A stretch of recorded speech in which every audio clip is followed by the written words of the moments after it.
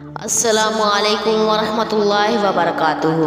मेरे प्यारे बहनों और भाइयों, आज मैं लेकर आई हूँ रबीउल सानी के 3 दिन का अमल। हफ्ता एतवार और पीर के दिन का अमल, बहुत ही ज़बरदस्त अमल लेकर हाज़िर हुई हूँ। ये ऐसा अमल है, आपकी हर परेशानी दुख तकलीफ़ ख़त्म हो जाएगी। सिर्फ़ एक तस्बीह पढ़ने से आपकी हर परेशानी ख़त्म होगी।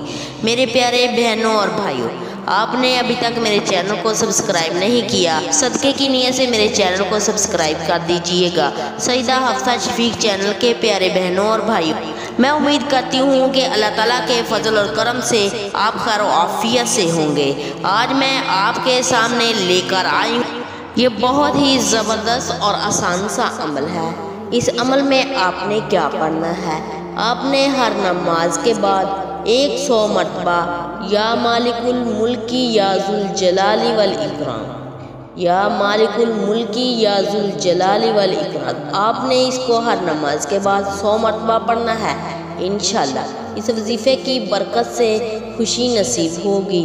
पूरे दिन में आपने किसी भी वक़्त 500 मरतबा दुरूद पढ़ना है। वो दुरूद ये है, अल्लाहुम्मा सल्ली अला हबीबिही मुहम्मदिन व आलिही व बारिक वसल्लिम।